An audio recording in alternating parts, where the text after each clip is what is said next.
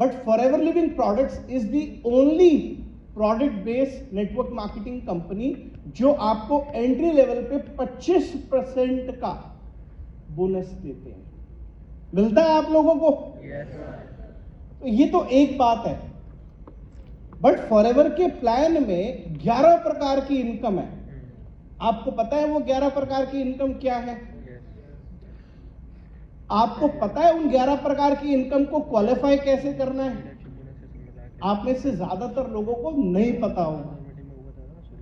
You need to learn about. मैं ये नहीं कह रहा कि आज आपको थीसिस लिखनी है फॉरएवर के प्लान के ऊपर, बट एटलीस्ट आपको फॉरएवर के प्लान की फंडामेंटल बेसिक आपको नॉलेज होनी चाहिए। बहुत से लोग ऐसे हैं प्लान देने के लिए डिपेंडेंट होते हैं अपने अपलाइन के ऊपर। देखो, पहले जब हम ऑफलाइन काम करते थे ना, तो उस टाइम पे ऐसे कोई वीडियोस नहीं होते थे कि किसी ने मार्केटिंग प्लान बोला, भैया समझा देना जरा मार्केटिंग प्लान मेरे को, तो मैंने उसको यूट्यूब का को लिंक भेज दिया। ये मेरी अपलाइन की कोई ऑनलाइन मीटिंग चल रही है, पर्टिकुलरली मार्केटिंग प्लान की, उस पर ले जाके उसको बिठा दूंगा। ऐसा नहीं होता था। या तो हम उसको कंपनी के मार्केटिंग प्लान में बिठाते थे। ज्यादातर लोगों का संडे ऑफ होता था, तो मंडे प्रोस्पेक्ट किया, वो अगले संडे आएगा प्लान देखने के लिए। या अगर मेरे को उसको खुद समझाना है, 7 दिन इंतजार नहीं करना, तो मैं खुद उसको बिठा के मार्केटिंग प्लान समझाऊंगा। तो क्योंकि जब हमें सब कुछ खुद करना होता है ना, हम एक एक चीज को बड़े ध्यान से समझते हैं।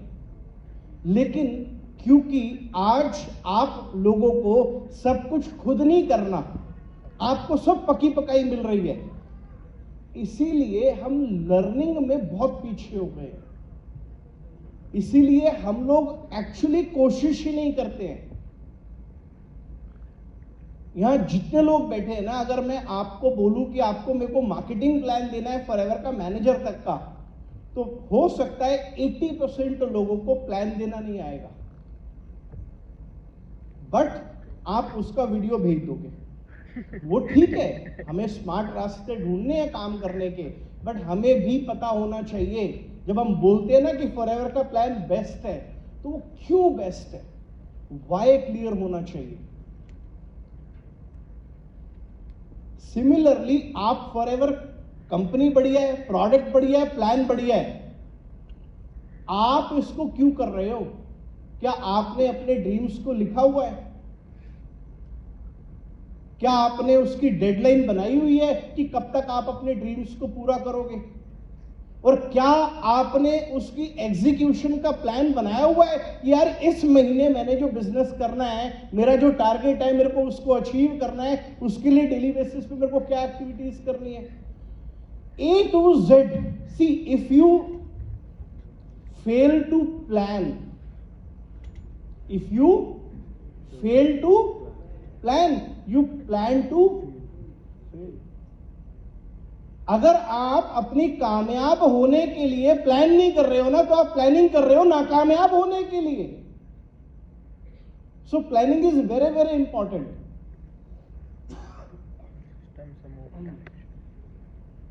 देखो, फॉरएवर एक ऐसा बिजनेस है, जैसे अभी हम लोग डिस्कस कर रहे थे, it's not just a side hustle. Forever ना हम लोग 10, 20, 30, 40 हजार रुपए की इनकम के लिए नहीं करते। फॉरएवर ऐसा बिजनेस है जिसको हम अपने सपने पूरा करने के लिए करते हैं, तो उसके हिसाब से एफर्ट भी इसी तरीके से करना। देखो, ये जो बिजनेस है ना, जब हम एम्प्लॉय होते हैं तो हमारा माइंडसेट क्या होता है? हमें नौकरी पे जाना है, सुबह उतना ही काम करते हैं जिससे हमारी सैलरी ना कटे और हमें नौकरी से ना निकाला जाए। लेकिन फॉरएवर बिजनेस, ये बिजनेस ऑनरशिप का बिजनेस है। एम्प्लॉय में और बिजनेस ऑनर में क्या डिफरेंस होता है? एम्प्लॉय उतना ही काम करता है जिससे उसको नौकरी से ना निकाला जाए, लेकिन बिजनेस ऑनर, आज आप बहुत सारे ऐसे काम करोगे जिसके लिए you will not get paid. लेकिन आने वाले समय में when you become manager, when you become senior manager, when you have multiple manager lines, when you will earn leverage income, तो आने वाले समय में you will get paid for lot of things that you are not doing. Right now, you will not get paid for lot of things that you are doing, but in future, you will get paid for lot of things that you are even not doing. So this is the difference between employee and entrepreneur. Forever business कैसा है ना, employ क्या करता है, उसको पता है इतना सैलरी मिलना है तो इतनी मेहनत करनी है। फॉरएवर बिजनेस कैसा है ना, इसमें शुरुआत में आप इतनी मेहनत करते हो और इनकम इतनी मिलती है, फिर मेहनत इतनी करते हो, इनकम इतनी मिलती है, फिर मेहनत इतनी करते हो, इनकम इतनी मिलती है, फिर मेहनत इतनी करते हो, इनकम इतनी मिलती है, फिर मेहनत इतनी करते हो, इनकम इतनी मिलती है, फिर मेहनत इतनी करते हो और इनकम बढ़ती चली जाती है। क्यों? अरे आज मेहनत इतनी कर रहे हैं लेकिन इनकम इतनी आ रही है, क्यों? उसका रीजन है क्योंकि शुरुआत में आपने बहुत सारे ऐसे एक्टिविटीज करे जिससे आपको इनकम नहीं आ रही थी। तो ये एक ऐसा बिजनेस है जिसमें आपको लेवरेज इनकम आती है और वो लेवरेज इनकम के लिए आपको आज बहुत सारी मेहनत करनी है। देखो फॉरएवर ना 2020 का मैच नहीं है। आजकल 2020 मैच बहुत चल रहे हैं, आईपीएल में 2020 के टूर्नामेंट चल रहे हैं, लेकिन जो फॉरएवर बिजनेस है ना, ये स्प्रिंट नहीं है, ये मैराथन है। आप मतलब समझते हो? एक बार मैंने एक बंदे को बोला बहुत मेहनत करनी है, उसने दिन में कितने घंटे होते हैं? 24 घंटे। उसने दिन में 18 घंटे मेहनत करी। बोलो सर बहुत मेहनत करी, मैंने आज 18 घंटे काम किया।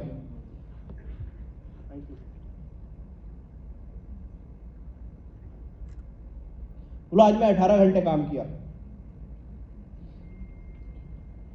He misunderstood it। मतलब मेहनत करनी है लेकिन वो एक ही दिन नहीं करनी कि एक ही दिन आपने स्प्रिंट कर लिया, 18 घंटे काम कर लिया। आपको डिसाइड करना है कि मेरे को अगर मेरे को 8 घंटे काम करना है तो वो महीने में 25 दिन, 26 दिन, 30 दिन काम करना है। तो ये जो बिजनेस है, ये एक बार मेहनत करने का बिजनेस नहीं है, ये लगातार मेहनत करते रहने का बिजनेस है। तो वो आप लोगों को करना है। रेडी हो आप उसके लिए कि नहीं हो?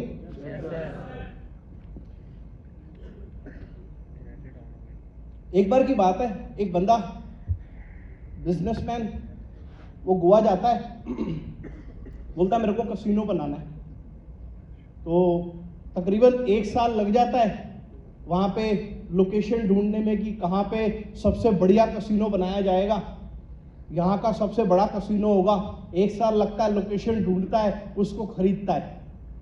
उसके बाद में गवर्नमेंट अथॉरिटीज़ के साथ बात करता है, परमिट के लिए अप्लाई करता है, कैंपेन चलाता है, एडवर्टीजमेंट करता है कि आने वाले समय में यहाँ पे कसिनो खुलेगा। 1 साल उसमें जाता है। उसके बाद वो कॉन्ट्रैक्ट निकालता है परमिट मिलने के बाद कि भैया अब यहाँ कसिनो बनना है। तो बहुत सारे कॉन्ट्रैक्ट निकालता है कि हमें ये बनवाना है, तो कौन इसको बनाएगा। 6 महीने उस प्रोसेस में लगते हैं। उसके बाद लोकेशन फाइनल हो गई, परमिट मिल गया, कॉन्ट्रैक्ट दे दिया, अब कसिनो बनना शुरू हो गया। 6 महीने लगे गड्ढा खुदने में। भाई नींव स्ट्रांग करनी है तो उसकी क्या मजबूत होनी चाहिए? फाउंडेशन स्ट्रांग होनी चाहिए। इमारत अगर बड़ी बिल्ड करनी है तो 6 महीने उसका गड्ढा खुदा। अब जिस बंदे ने वो कसिनो बनाना था, 3 साल के बाद में वो उस लोकेशन पे जाता है, जाके देखता है कि अरे 3 साल पहले मैंने सपना लिया था कसिनो बिल्ड करने का और आज 3 साल के बाद में सिर्फ यह गड्ढा है और कुछ भी नहीं है। आई क्विट, मुझे नहीं बनाना ये कसिनो। 3 साल बाद खाली ये गड्ढा ही खुदा है यहाँ पे। क्या लगता है वो ऐसा करेगा क्या? क्योंकि उसको मालूम है कि एक बार जब ये कसिनो बिल्ड हो जाएगा तो ये मेरे लिए मनी जनरेटिंग मशीनों का, और 3 साल तक वो वेट करता है, 3 साल तक वो एक्टिविटीज करता है जिससे वो कैसीनो बिल्ड बन सके, उसकी शुरुआत हो सके। लेकिन हमारे बिजनेस में बहुत सारे लोग जब आते हैं और उनको जब इंस्टेंट रिजल्ट नहीं मिलता ना, वो काम छोड़ जाते हैं। मैं कहता हूं अगर आप इस बिजनेस में आ रहे हो ना, तो एटलीस्ट 1 साल के लिए कमिटमेंट करके आना। किसके साथ में? वो कमिटमेंट आपको किसके साथ करनी है? कंपनी के साथ, अपने अपलाइन के साथ, अपने साथ। अभी थोड़े दिन पहले की बात है, मेरी टीम के एक बंदे का मेरे को फोन आया, बोला सर अभी नया एएस लेवल पर है, बोला सर एएस बन गया हूं अभी मैं, और मेरे पापा ना मेरे को मना कर रहे थे काम करने के लिए, बट मैंने पापा को बोल दिया कि पापा आप देखना अगले 3 महीने के अंदर मैं फॉरएवर से ना 40,000 रुपीज अर्न करूंगा, और अगर नहीं करे ना तो मैं छोड़ दूंगा। मैंने बोला ये जो माइंडसेट है ना कि 40,000 रुपए इनकम आई 3 महीने में तो पापा करूंगा, नहीं आई तो छोड़ दूंगा, मैंने बोला ये माइंडसेट ही गलत है। क्योंकि ये ऐसा बिजनेस है जिसमें कई बार आप जो एफर्ट्स करते हो उसका रिजल्ट आपको तुरंत मिल जाता है, और कई बार एफर्ट्स का रिजल्ट नहीं मिलता, कई बार आपके एफर्ट्स ही कम होते हैं। तो ऐसे केस में अगर उसको 3 महीने में 40,000 रुपए की इनकम नहीं आई तो क्या ये कंपनी खराब हो गई? क्या ये प्लान खराब हो गया?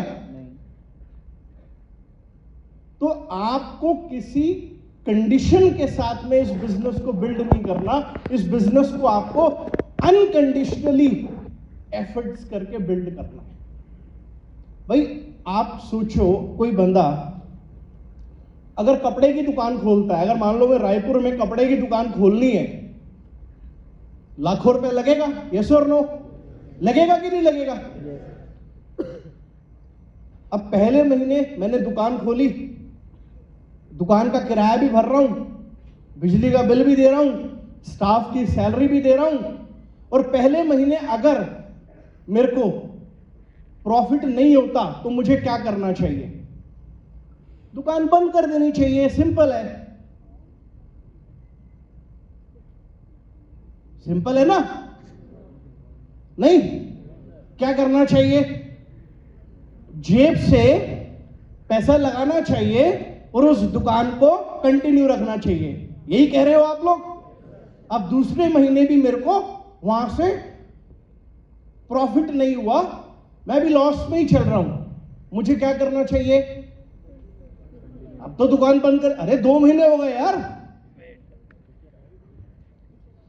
अभी थोड़े टाइम पहले की बात है, मेरी वाइफ की एक फ्रेंड वो घर पे आई अपने हस्बैंड के साथ डिनर पे, तो उसने बोला मेरी वाइफ ने ऐसे ही पूछा क्या कर रही है आजकल, तो उसने बोला मैंने अभी एक बिजनेस स्टार्ट किया था कुछ टाइम पहले।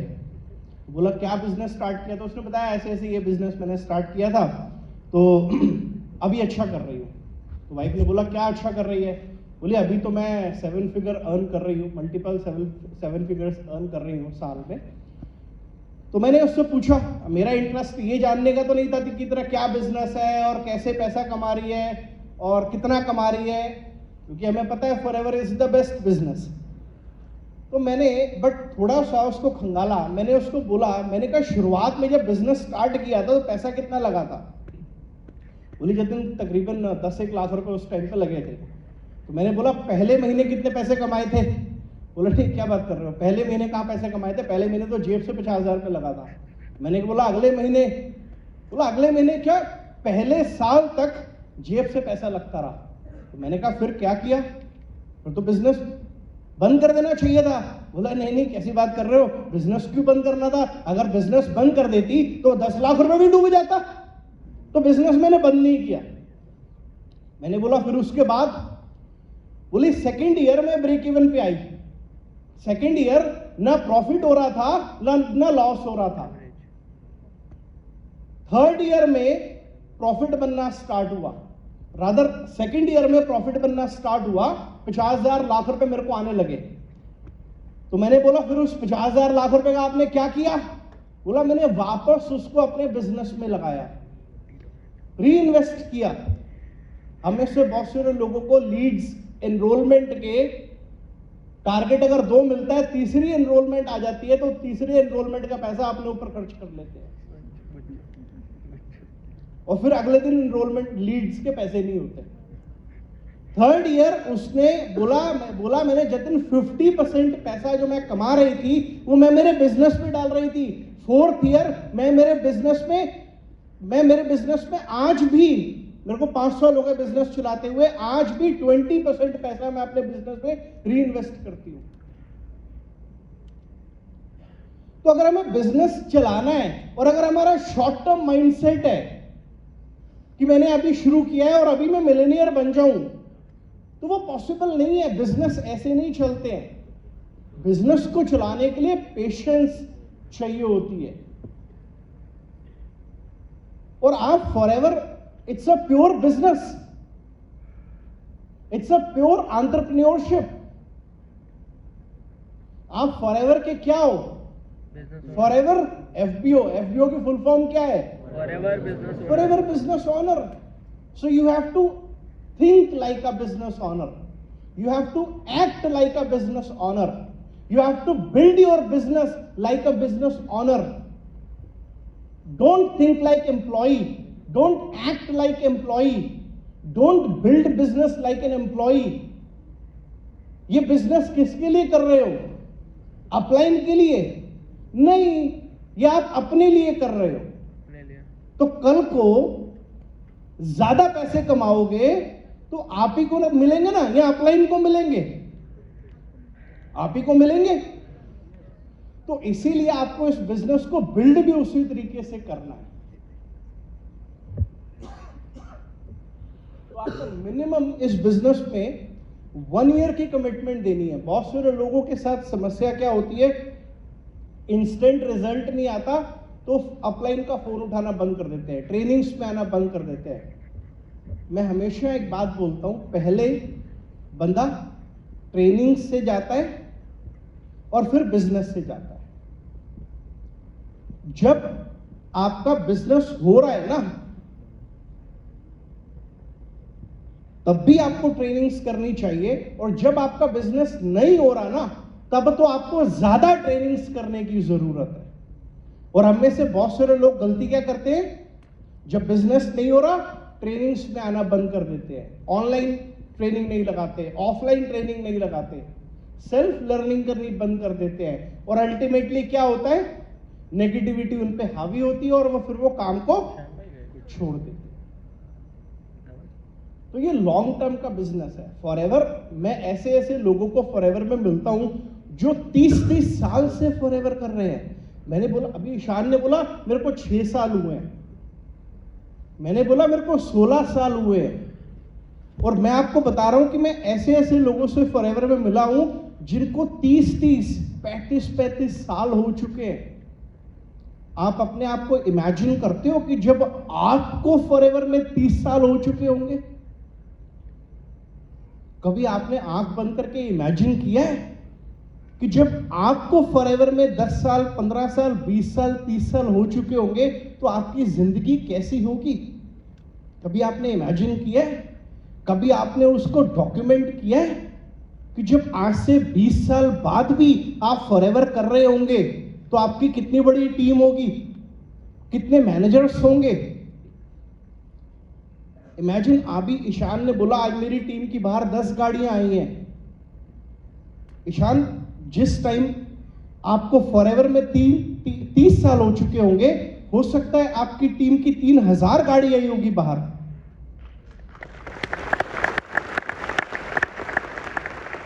तो अभी ये जो सक्सेस आप देख रहे हो ना फॉरएवर में, इंडिया में अभी जीएलटीज बन रहे हैं, मैं बता रहा हूं ये शुरुआत है फॉरएवर में सक्सेस की। ये फॉरएवर का जो पोटेंशियल है, हमारे फॉरएवर बिजनेस के मार्केटिंग प्लान का जो पोटेंशियल है, ये जीएलटीज जो भी हम हमारी टीम में बन रहे हैं, हमारे फॉरएवर इंडिया में बन रहे हैं, ये तो फॉरएवर के मार्केटिंग प्लान के पोटेंशियल की शुरुआत है। आप सोचो जब आने वाले टाइम में जब आप लोग मेहनत करोगे, आप लोग भी जीएलटी बनोगे, तो फॉरएवर के अंदर जब आने वाले समय में 10, 20, 40, 50 जीएलटीज होंगे, आप में से कितने सारे लोग जीएलटीज होंगे? क्या ही माहौल होगा फॉरएवर का, क्या ही बिजनेस हम कर रहे होंगे, और क्या ही आप सब लोगों के लाइफस्टाइल होंगे। तो आप इस बिजनेस को खाली एक एएस का बिजनेस, एक सुपरवाइजर का बिजनेस मत समझो। हमें से बहुत सारे लोग सिर्फ एएस मेकिंग मशीन बने हुए हैं। उनको लगता है मैंने इस महीने 4 एएस बना लिए, आई एम सक्सेसफुल।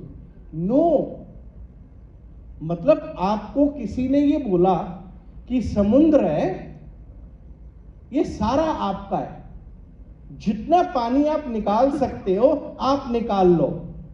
आप गए एक छोटी सी कटोरी लेके समुद्र में से कटोरी भरी और वापस अपने घर चले गए। एक बंदा है वो मग्गा लेकर गया, अपने घर चला गया, दोबारा समुद्र के पास नहीं आया। 4 एएस बनाए, खत्म।